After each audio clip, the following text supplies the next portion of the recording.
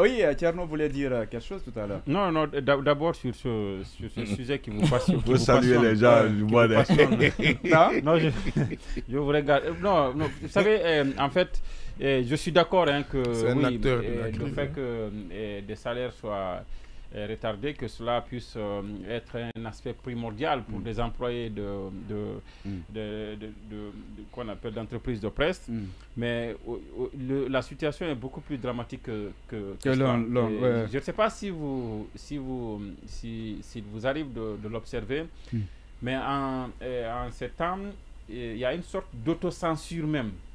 Qui s'est imposé, qui fait que aujourd'hui il y a aussi des sujets qui sont importants autour desquels on sait certains ont accès à certaines informations, mais justement ils se méfient d'en parler, de les évoquer. Ça devient de l'autocensure qui est motivé notamment par l'atmosphère qui est que on se rend compte que quelqu'un est capable de fermer un média, quelqu'un est capable de fermer ton site à ton insu, quelqu'un est capable et que tu n'auras que tes yeux donc pour pleurer. C'est ce sentiment qu'on a instauré, et ça tout le monde l'observe, mais notamment les partenaires techniques et financiers, ils l'observent. Ceux-là qui viennent mettre leur argent pour accompagner des programmes et projets, parce que malheureusement même pour faire une latrine il faut l'Union européenne ou bien la Banque mondiale. Ces gens-là, ils viennent chaque année, il y a les revues qui sont faites de façon annuelle. Ils prennent en compte ces aspects-là, le fait que c'est un pays où la presse n'est pas libre de dénoncer notamment des cas de corruption ou autres, où il y a l'autocensure. Ce sont des aspects qu'on néglige, mais qui sont très importants, bien sûr, importants pour des gens qui comprennent, pour des gens qui savent c'est quoi le pouvoir, c'est quoi la démocratie, c'est quoi le capitalisme dont il parlait tout à l'heure, les mécanismes notamment de déploiement de ces institutions internationales.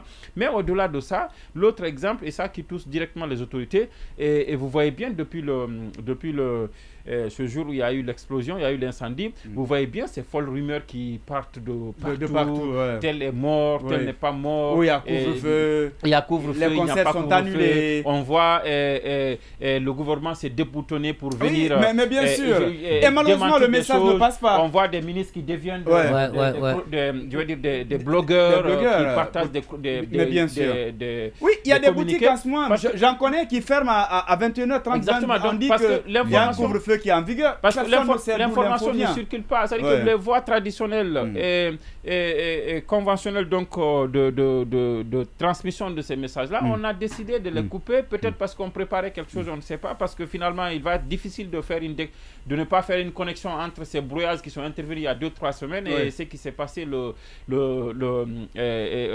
dépôt de Kaloum. Le 18 décembre. Et bien sûr que les enquêtes nous diront ce qui s'est passé. Davantage ce qui s'est passé. Mais on est libre d'avoir parce que même là aussi, il faut relativiser. Donc, et je pense qu'aujourd'hui, l'État lui-même est arrivé à comprendre qu'en réalité, ce n'était pas une bonne chose. Et j'ose espérer qu'avec les démarches qui sont en cours, qui ont été réactivées bien sûr, que les choses vont bientôt entrer dans l'ordre. Mais ça fait longtemps qu'on est en train de dire bientôt. Et il faut vraiment que ça... Et vous avez vu, même l'incendie au niveau du bateau dont on parlait, il a fallu que les sites relayent pour dire attention, ce ne sont pas les bateaux qui transportent du carburant. Exactement. Mais si ces médias étaient opérationnels, rapidement, on pouvait tout de suite circonscrire tout ça. Et les boutiques qui ferment, on arrive...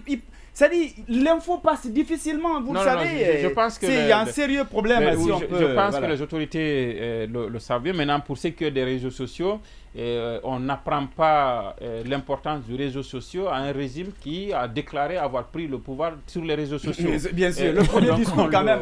Oui, ça c'est clair. On ne lui apprend pas. Le premier discours, on l'a suivi, bien évidemment. On estime que cette question de sécurité nationale qu'on a évoquée, WhatsApp.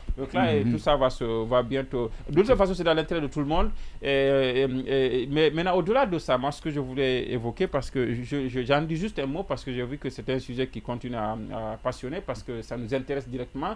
Mais pour moi, au-delà des questions de salaire qui sont, je ne dis pas que c'est pas important, il y a au-delà de cela, de quelques dizaines, une vingtaine, trentaine ou quarantaine de journalistes qui sont au chômage, parce qu'il y a des rédactions anciennes qui sont pratiquement à l'arrêt, qui ne travaillent pas. Il en existe, on ne va pas stigmatiser ici, mais il existe des médias aujourd'hui où la rédaction carrément elle est fermée. Donc, et ça pour je ne sais pas comment on peut expliquer ça sur le volet de l'emploi, sur le volet de la création de richesse, sur le volet volet de la liberté d'expression et sur le droit d'accès à l'information, sur la démocratie, sur les principes sur toute la ligne. Je ne sais pas comment on pourrait expliquer ça. Donc, pour moi, c'est des questions qui sont importantes, notamment le volet salarial. Mais au-delà de ça, c'est de savoir que cette situation de noir dans laquelle on nous a plongé n'est pas avantageuse, même pour ceux qui pouvaient penser que c'est en faisant ça qu'on peut se taire sur leur tard. Je pense que et puis n'oublions pas, parfois, je veux dire, parfois on travaille même gratuitement pour l'État. Vous comprenez, parce que les médias, que ce soit la sensibilisation, l'information. Mais c'est pourquoi les médias, pour ceux qui comprennent l'économie des médias, c'est pourquoi les médias font partie des rares organisations, des rares entreprises, parce que c'est pas des entreprises qui bénéficient d'une subvention de l'État, parce qu'on fait du service public. Et ce service public-là, comment on appelle, c'est-à-dire que c'était une obligation, et c'est une obligation de l'État de donner de l'information, mais puisqu'il ne peut pas le faire, nous, on vient jouer ce rôle à sa place. Pour lui. C'est une sorte de croix de transmission, c'est une sorte de pont. Quand on le dit, ça a tout son sens. Ça veut dire que de la population vers les autorités, là, aujourd'hui, je ne sais pas comment ils font pour savoir ce que les gens veulent si ce n'est pas sur les réseaux sociaux, parce qu'apparemment tous sont sur des VPN et sur les réseaux sociaux. Et c'est ce qui est dommage. Voilà, donc je pense qu'il faut... Je ne sais pas si le président aussi... Il faut parce que les médias d'État aussi ne couvrent pas l'ensemble du pays. C'est ce que je voulais évoquer, parce que ce n'est pas un sujet du jour, mais c'est plutôt un acte qui a été pris, je ne sais pas si ça va s'appeler circulaire ou communiqué, mais j'ai vu ça quand même circuler sur les réseaux sociaux aujourd'hui, du ministre en charge de la justice qui demande aux juridictions, aux différentes juridictions de transférer, j'avais fait des prises de notes, de transférer au niveau de l'agence qu'ils ont créée pour la gestion, notamment, comment ça s'appelle, c'est l'agence de gestion et de recouvrement des avoirs saisis et confisqués, AGRASC. C'est-à-dire que c'est une agence qui a été créée il y a pas longtemps. Les cautions qui sont payées, par exemple, pour les gens qui sont poursuivis au niveau de la CRIEF ou au niveau des tribunaux de première instance pour des affaires inférieures à 1 milliard, des avoirs qui sont saisis, des cautions qui ont été payées pour que cette agence-là puisse être un organe de l'État qui gère ces avoirs-là.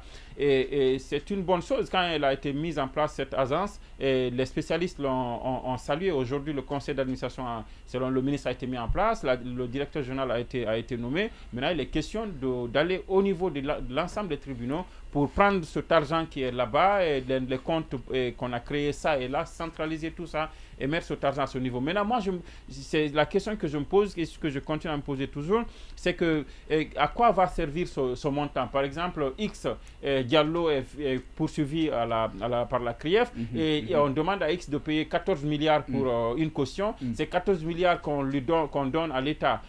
On sait qu'après, les juristes sont là et il y a des conditions de rentrer en possession de cet argent à l'issue du procès. Mais pendant que cet argent est là, les spécialistes estiment que cet argent devrait être une alternative pour l'État qui est permanemment à la recherche de financement de ces projets pour pallier, par exemple, des gaps, des équilibres. Ce serait suicidaire. Comment ça, c'est pas l'argent là n'appartient pas. Non. En fait, c'est un fonds dormant. En fait, c'est un fonds dormant. On va pas dire. Je termine. C'est un fonds dormant. C'est par exemple l'autre exemple que j'ai donné, parce que vous focalisez sur les cautions que les gens payent. Mais par exemple, il y a des recettes administratives qui sont au niveau des tribunaux. Par exemple, quand vous venez pour votre plainte, vous devez payer, c'est pas 1 million ou 2 millions en fonction des affaires, les cautions que vous payez. Ce montant-là, l'argent, l'État le collecte, mais ce fonds qu'on appelle ailleurs, ça s'appelle le fonds de consignation et je sais pas quoi, mais c'est un argent, pardon, c'est un fonds qui peut aider l'État à financer des projets, à être même actionnaire dans certaines choses. Ça peut nous éviter les levées de fonds que le gouvernement a récemment organisées au niveau des banques primaires. Et je ne sais pas comment finalement ça va se passer, mais il est important quand même de saluer cette avancée-là, le fait qu'on ait mis cette agence. Maintenant, les réflexions où il faudrait expliquer davantage à la population à quoi va servir ce montant. Et justement, rassurer des gens comme toi qui pensent que si on prend cet argent, on l'utilise ailleurs, c'est que quand le procès finit, par exemple, on n'est pas en mesure de retourner à X son argent qu'il avait donné comme caution pour sortir de prison. Je pense qu'il faut une pédagogie pour faire comprendre à l'ensemble de la population à quoi sert cet argent. Oui, Mfali, très rapidement. Oui, vous savez, au niveau de la justice, il y a généralement assez de problèmes dans la mesure où vous voyez des tribunaux qui sont en location. Donc aujourd'hui, moi je crois que si c'est bien fait, hein, au-delà, ça pourrait permettre de douter. Oui, à Farana, par exemple, il y a des préfectures qui n'ont pas de tribunaux. C'est généralement dans les maisons de jeunes ou dans les magasins que les audiences sont organisées. Et au-delà, même le transport, généralement, quand on doit prendre des prévenus pour les envoyer pour le jugement, quelquefois, vous voyez, ce sont des véhicules qu'on loue. Et donc, c'est souvent un déplacement, ça coûte très cher. Voilà, il n'y a pas de moyens, de transport au niveau de la justice. Vous voyez, quelquefois, c'est le problème de carburant qui se pose.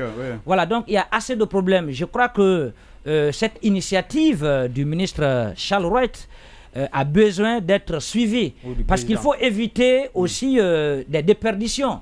S'il n'y a pas de suivi, généralement les gens ils vont mettre la main dans la caisse pour les envoyer dans leur caisse, et ce qui est très malheureux.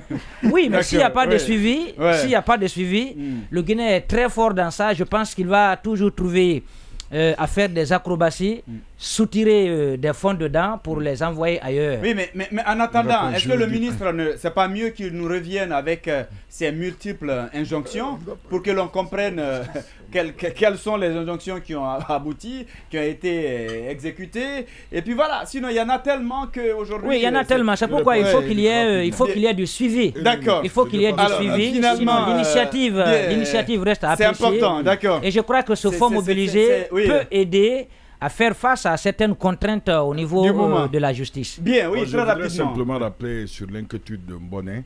En droit, il y a ce qu'on appelle les biens fongibles. L'argent, c'est le bien le plus fongible, des biens interchangeables. Que si l'État n'a que 100 000 et l'État vous doit 100 000, l'État prend les 100 000. Ce n'est pas votre 100 000 que l'État a pris.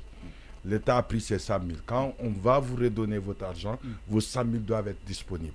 Maintenant, l'inquiétude sur le plan de la gestion administrative, c'est que s'il y a assez d'agences, c'est une lourdeur administrative qui se crée. Ça, je suis d'accord. Les agences, c'est extrêmement déjà, compliqué. Il y a des problèmes. Il faut s'attendre qu'il y ait une agence pour des fonctionnaires qui ont reçu leur salaire en retard. Il y aura assez d'agences. L'agence de la presse, si ce n'est pas normal, il faudrait que deux ou une personne décide d'une situation. C'est ça, la gouvernance. Il faudrait plus le circuit est long, plus la corruption est là. Mais plus il y a des déperditions. Je ne pense pas que ça puisse être une erreur. Il faut partager les biens de l'État de façon inadéquate. C'est en ce moment qu'on met beaucoup de gens... Distribuer en fait, peu importe. Mais en fait, c'est l'idée, je comprends. Distribuer l'argent pour que chacun puisse avoir ce qu'on a la chance d'être dans le circuit. Et malheureusement... Oui, moi quand on parle de la justice, je pense qu'il serait bien que le ministre Charles Wright, qui à un moment donné aimait beaucoup les médias aussi, je pense, viennent nous dire à peu près aussi du côté de la justice qu'est-ce qui s'est passé depuis l'explosion du dépôt. Parce qu'il y a beaucoup d'incidents. D'abord, il y a le procès du 28 septembre qui n'a pas repris. Où en est-on dans le processus, on va dire, peut-être de réhabilitation? Où est-ce qu'on va trouver quelque chose? Est-ce qu'on va le délocaliser? Est-ce que ça sera possible là-bas? Et aussi, du coup, qui dit procès, dit personnes qui sont détenues. Parce qu'il y a eu des blessés aussi au niveau de la maison centrale. C'est là où je vais en venir. C'est là où je vais en venir. C'est-à-dire, déjà, la maison centrale, on connaît tous les conditions de détention qui, à date, ne sont pas encore humaines pour un pays vraiment, on va dire, normal. D'état de droit. Voilà, d'état de droit. C'est encore une prison où, une prison qui était faite à la base pour 300 personnes et où il y a des milliers, ou en tout cas au moins un millier de prisonniers qui s'y trouvent. Et donc on sait que géographiquement c'est très proche du coin où il y a eu l'incendie. Il y a eu des impacts, il y a eu des blessés. Donc qu'est-ce qu'il en est, qu'est-ce qu'on a fait, qu'est-ce qui s'est passé? Je pense aussi il ne faut pas oublier que les médias aussi qui sont brouillés aujourd'hui servaient aussi à ça, à donner à ses citoyens un droit de regard sur ce qui est en train de se passer avec leurs ressources. Parce que après tout, c'est de cela qu'il s'agit. C'est de ce qu'on nous dise en gros, qu'est-ce qu'on fait de l'argent qu'on les a confiés, qu'est-ce qu'ils sont en train de faire au fur et à mesure. Donc je pense sur le plan de la justice, aujourd'hui, on doit quand même être éclairé comme sur beaucoup d'autres plans, mais comme là on parle de la justice, je pense que c'est important que le ministre et les services de communication communiquent sur ce qui est en train d'être fait.